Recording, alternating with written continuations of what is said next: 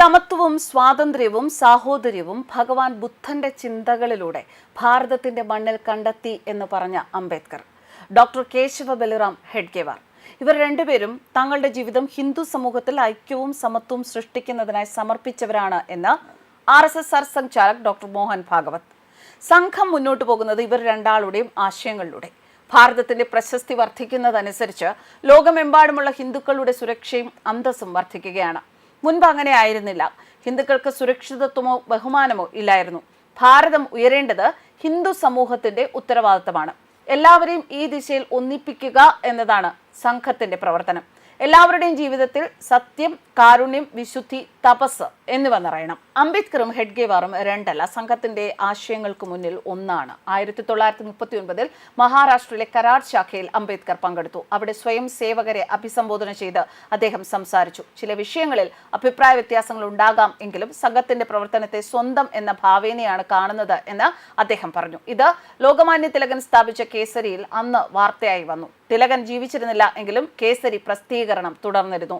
മോഹൻ ഭാഗവത് പറയുന്നു. കാൺപൂരിലെ കർവാളിൽ ഡോക്ടർ ഹെഡ്ഗേവാറിന്റെ പേരിൽ നിർമ്മിച്ച RSS പ്രാന്ത കാര്യാലയം, കേശവ ഭവനും അംബേദ്കറിന്റെ പേരിട്ട സഭാഗൃഹവും ഉദ്ഘാടനം ചെയ്യുകയായിരുന്നു മോഹൻ ഭാഗവത്.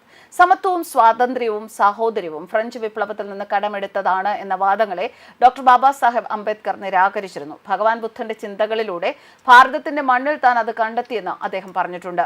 സ്വാതന്ത്ര്യത്തോടൊപ്പം സമത്വവും നേടണമെങ്കിൽ സാഹോദര്യം കൂടിയേ തീരൂ. സാഹോദര്യമാണ് ധർമ്മം. ഭാരതം ധർമ്മരാജ്യമാണ്. ബാബാ സാഹേബ് ഈ ധാർമ്മികതയെ അകമഴിഞ്ഞ് പിന്തുണച്ചു. സമൂഹത്തിന്റെ വേരുകളിൽ നിന്ന് അസമത്വം പിഴുതെറിയുന്നതിന് സംഘം പ്രധാന തുടക്കക്കാരായി എങ്കിൽ അംബേദ്കറുടെ പ്രവർത്തനങ്ങൾ ഇക്കാര്യത്തിൽ ക്വിക്ക് സ്റ്റാർട്ടർ ആയിരുന്നു. ഹിന്ദു സമൂഹത്തെ അസമത്വത്തിൽ നിന്ന് പുറത്തു കൊണ്ടുവരാൻ അദ്ദേഹം തന്റെ ജീവിതം മുഴുവൻ ചിലവഴിച്ചു. മോഹൻ ഭാഗവത് പറഞ്ഞു. സംഘപ്രവർത്തകർക്ക് ഒരിക്കലും സാമൂഹിക അസമത്വത്തിന്റെ ഇരകളാകേണ്ടി വന്നില്ല. പക്ഷെ അവർ ദാരിദ്ര്യത്തിന്റെയും അവഗണനയുടെയും ഇരകളായിരുന്നു. പ്രയാസകരമായ സാഹചര്യങ്ങളിൽ വിദ്യാഭ്യാസം പൂർത്തിയാക്കിയ ഡോക്ടർ ജി സമൂഹത്തിലെ അസമത്വം ഇല്ലാതാക്കുന്നതിനും സാഹോദര്യത്തിന്റെ നൂലിൽ അതിനെ കോർത്തിണക്കുന്നതിനും ജീവിതം സമർപ്പിച്ചു. അദ്ദേഹത്തിനു വേണ്ടി ഒന്നും എടുത്തില്ല. എല്ലാം ഹിന്ദു സമൂഹത്തിൽ ഐക്യവും സമത്വവും നിലനിൽക്കാനായി സമർപ്പിച്ചു.